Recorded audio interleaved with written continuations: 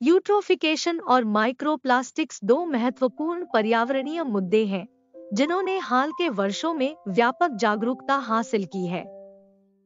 Eutrophication का तात्पर्य जलीय पारिस्थितिक तंत्र में पोषक तत्वों, विशेष रूप से नाइट्रोजन और फास्फोरस के अत्यधिक संवर्धन से है। पोषक तत्वों में यह वृद्धि अक्सर शैवाल और अन्य पौधों की त्वरित वृद्धि की ओर ले जाती है, जिसके परिणामस्वरूप हानिकारक शैवाल खिलते हैं। जब ये फूल अंततः मर जाते हैं और विघटित हो जाते हैं, तो वे पानी में ऑक्सीजन को कम कर देते हैं, जिससे हाइपोक्सिक ऑक्सीजन की कमी की स्थिति पैदा हो जाती है। इससे जलीय जीवन पर हानिकारक प्रभाव पड़ सकता है, जिससे मछलियां मर सकती हैं, मृत क्षेत्र हो सकते हैं और संपूर्ण पारिस्थितिकी तंत्र नष्ट हो सकता है। यूट्रोफिकेशन मुख्य रूप से मानवीय गतिविधियों जैसे कृषि में उर्वरकों के अत्यधिक उपयोग, अनुपचारित या खराब उपचारित अपशिष्ट जल को जल निकायों में छोड़ना और शहरी क्षेत्रों से अपवाह के कारण होता है। यह मीठे पानी और समुद्री पारिस्थितिकी तंत्र दोनों के लिए एक महत्वपूर्ण खतरा पैदा करता है, जिससे पानी की गुणवत्ता, जैव विविधता और पारिस्थितिकी तंत्र की कार्यप्रणाली प्रभावित होती है। दूसरी ओर माइक्रोप्लास्टिक्स प्लास्टिक के छोटे कण होते हैं, जिनका आकार आमतौर पर 5 मिमी से कम होता है। इन्हें या तो जानबूझकर व्यक्तिगत देखभाल उत्पादों में पाए जाने वाले माइक्रोबीड्स के रूप में निर्मित किया जा सकता है, या बोतल, बैग और पैकेजिंग सामग्री जैसी बड़ी प्लास्टिक वस्तुओं के टूटने के परिणामस्वरूप बनाया जा सकता है। ये कण पर्यावरण में व्यापक है और विभिन्न पारिस्थितिक तंत्रों में पाए गए हैं, जिनमें महासागरों, नदियों, झीलों और यहाँ तक कि जिस हवा में हम सांस लेते हैं, वह भी शामिल है।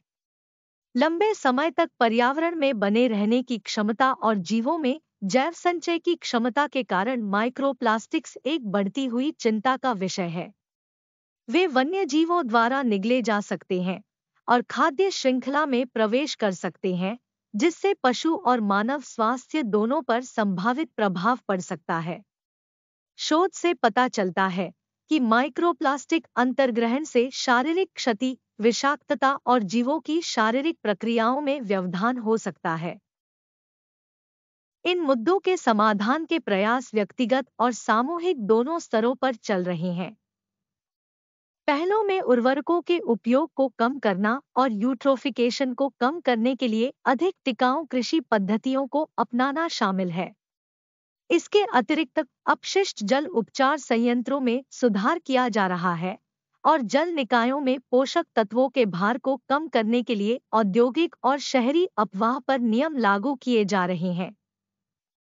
माइक्रोप्लास्टिक से निपटने के लिए विभिन्न उपाय किए जा रहे हैं, जिनमें व्यक्तिगत देखभाल उत्पादों में माइक्रोबीड्स पर प्रतिबंध लगाना या चरणबद्ध तरीके से बाहर करना, रिसाइक्लिंग और उचित अपशिष्ट प्रबंधन को बढ़ावा देना और प्लास्टिक प्रदूषण के प्रभावों के बारे में सार्वजनिक जागरूकता बढ़ाना शामिल है।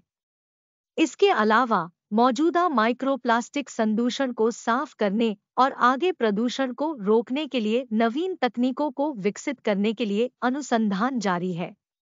कुल मिलाकर यूट्रोफिकेशन और माइक्रोप्लास्टिक के बारे में जागरूकता बढ़ाना व्यक्तियों, समुदायों और सरकारों को कार्रवाई करने और टिकाऊ विकल्प चुनने के लिए प्रेरित करने में महत्वपूर्ण है, जो इन पर्यावरणीय चुनौतियों को कम करने और रोकने में मदद कर सकते हैं। यूट्रोफिकेशन एक जटिल प्रक्रिया है, जिसके गंभीर पारिस्थितिक और आर्थिक परिणाम हो सकते हैं। जल निकायों में ऑक्सीजन की कमी के अलावा इससे जैव विविधता की हानि, हानिकारक शैवाल का खिलना और खाद्य श्रृंखला में व्यवधान हो सकता है। इसके अलावा यूट्रोफिकेशन तैराकी, नौकायन और मछली पकड़ने जैसी मनोरंजक गतिविधियों पर हानिकारक प्रभाव डाल सकता है, जिससे पर्यटन पर निर्भर स्थानीय अर्थव्यवस्थाएं प्रभावित हो सकती हैं। यूट्रोफिकेशन से निपटने के लिए विभिन्न रणनीतियां लागू की जा रही है।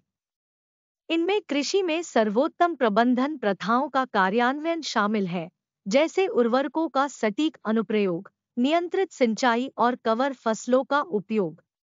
इसके अतिरिक्त जल निकायों के साथ बफर जोन और आर्द्रभूमि की बहाली अतिरिक्त पोषक तत्वों को नदियों और झीलों तक पहुंचने से पहले फिल्टर करने में मदद कर सकती है। माइक्रोप्लास्टिक के संदर्भ में पर्यावरण में उनके प्रसार ने मानव स्वास्थ्य पर उनके संभावित प्रभाव के बारे में चिंताएं बढ़ा दी है।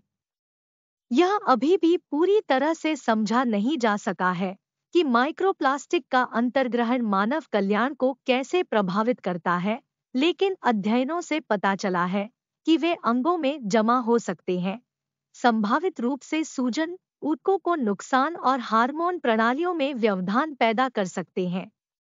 माइक्रोप्लास्टिक प्रदूषण को कम करने के प्रयासों में व्यक्तिगत कार्रवाई और प्रणालीगत परिवर्तन दोनों शामिल है।